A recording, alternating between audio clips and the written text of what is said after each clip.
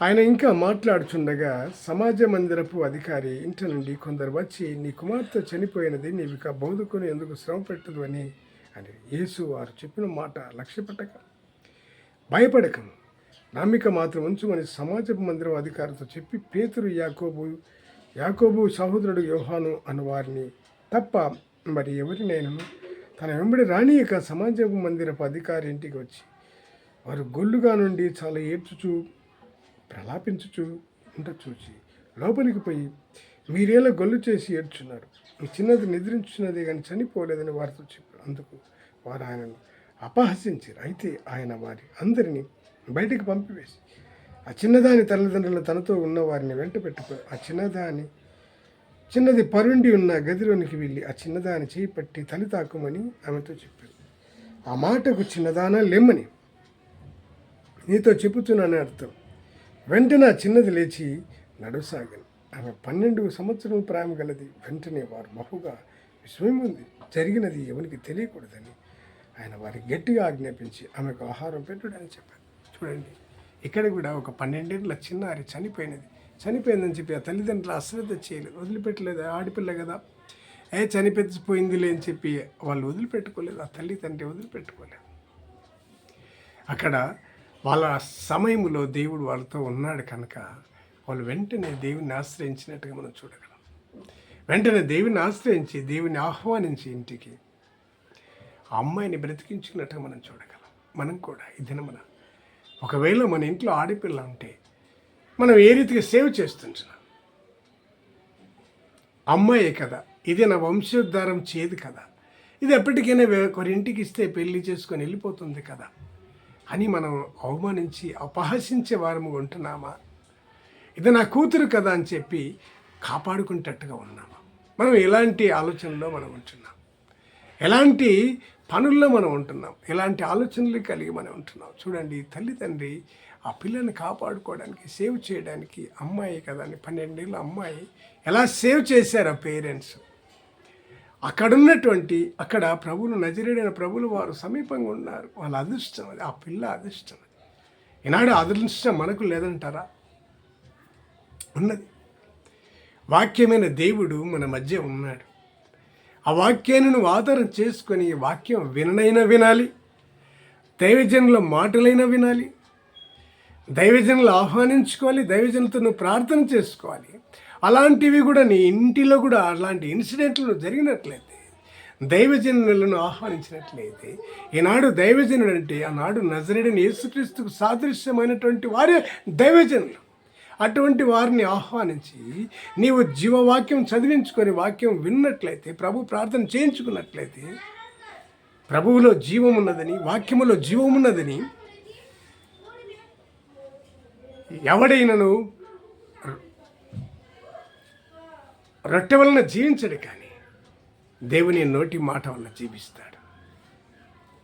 కనుక దేవుని నోటి మాటతో ఆ పిల్ల లేచి బ్రతికింది. చిన్నదాన తలితాకమై, చిన్నదాన తలితాకమై ఏమన్నాడు ప్రభువులో వారు? ఏమన్నాడు?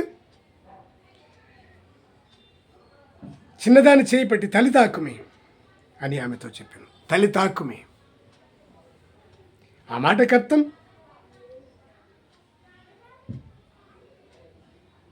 లెమ్మని నీతో చెప్పుచునని అర్థం.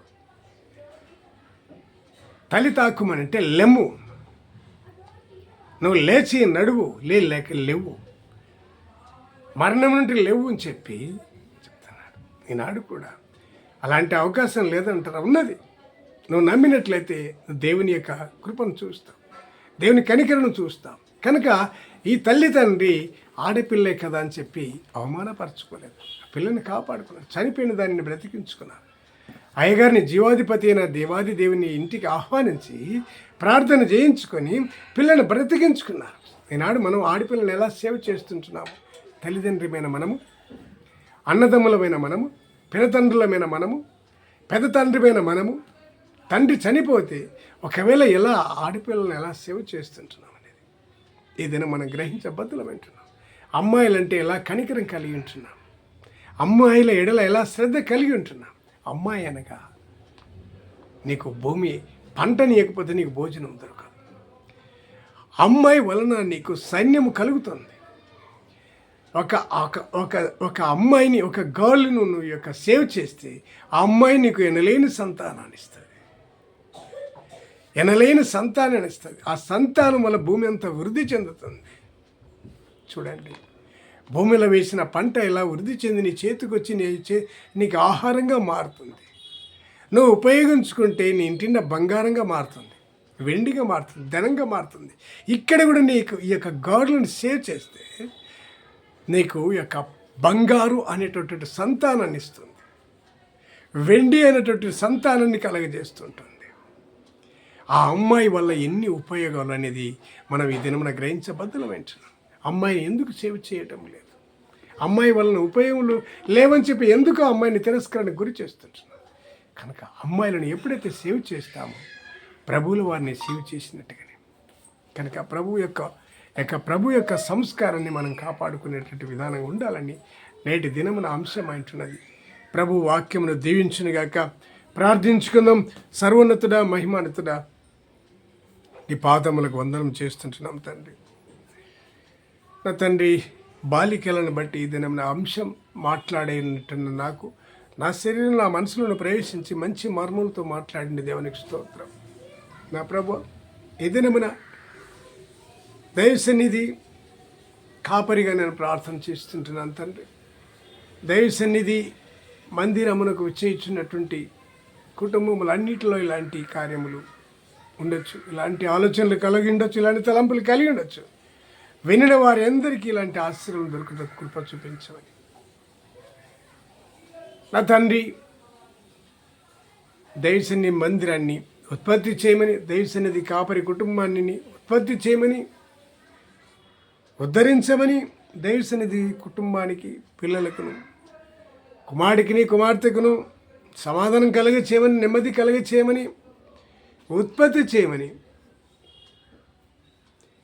ఈ మందిరాన్ని కూడా ఒక్కింత, రెండింతలు, మూడింతలు, నాలుగింతలు, ఐదింతలు, 10 అంతలు, 100 అంతలు, 1000 అంతలు, లక్షలంతలు, కోట్లంతలుగా దైవ మందిరాన్ని, దైవ సన్నిధి మందిరాన్ని ఉత్పత్తి చేయటం బాధ్యత అయి ఉంటున్నది.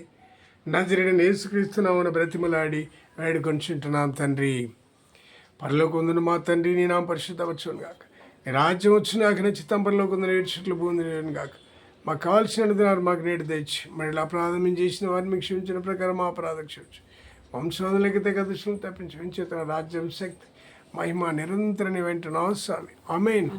తండ్రి, కుమార, పరిశుద్ధాత్మ శ్వాసం మనందరికీ ఇప్పటికీ ఎల్లప్పటికీ దేవుని ప్రేమ, మరి ముఖ్యంగా దైవ సన్నిధి మందిరమునకును, దైవ సన్నిధి కాపరి కుటుంబమునకును, దైవ సన్నిధి కుటుంబాలకును తండ్రి, కుమార, పరిశుద్ధాత్మ శ్వాసం మనందరికీ ఇప్పటికీ ఎల్లప్పటికీ మరి ముఖ్యంగా నజరేయుడైన యేసుక్రీస్తు నామమున బ్రతిమలాడి వేడుకొంచుంటున్నాం తండ్రి.